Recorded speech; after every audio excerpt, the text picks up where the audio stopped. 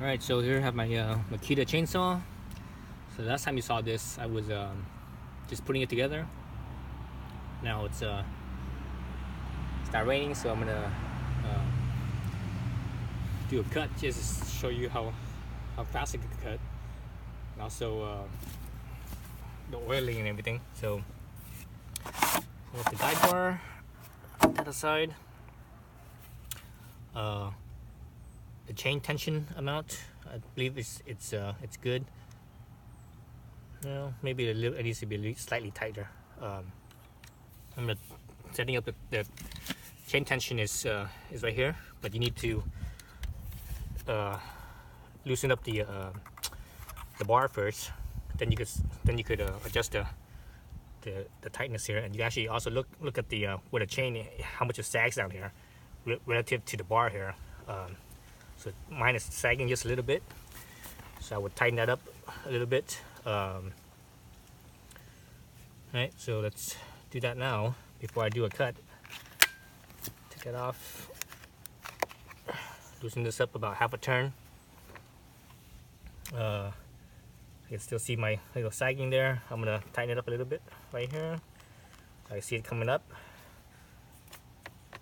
Oh, actually, one thing that I forgot to mention last time, when you tighten up your bar, your chain, what you should do is, you see how this bar could wiggle? You know, it wiggles a little bit. What you should do is anytime you tighten the chain, you should always put pressure, so that way the bar is being pushed up. And you can see it being pushed up, but it's even more slack here.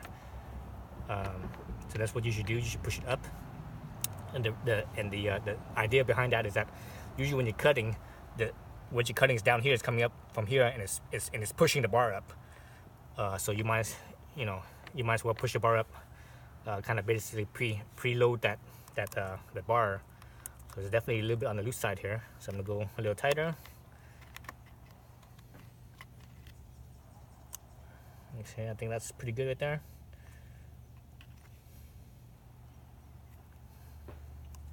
Okay, that's pretty good there. Tighten up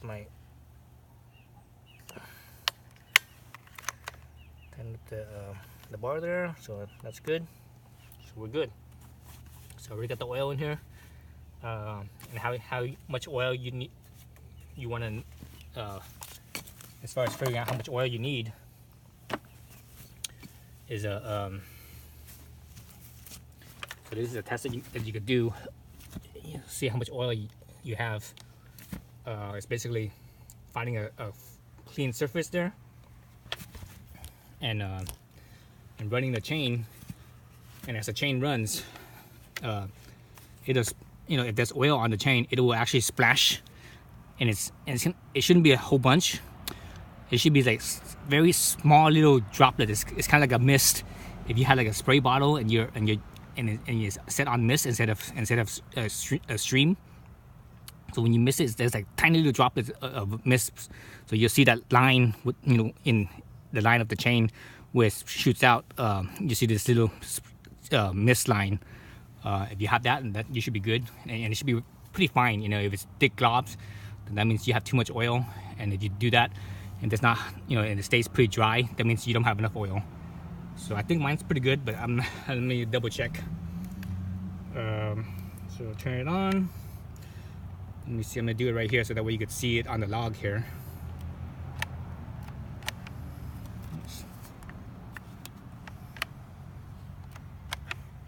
Oh, got to turn off the brake. So remember, on a chainsaw, there's always this brake here. So usually when you're not using it, you should always set it forward, so that way it doesn't activate. But when you are using it, set it back, so that way it releases the brake and it'll turn on. All right, so let's look at this thing.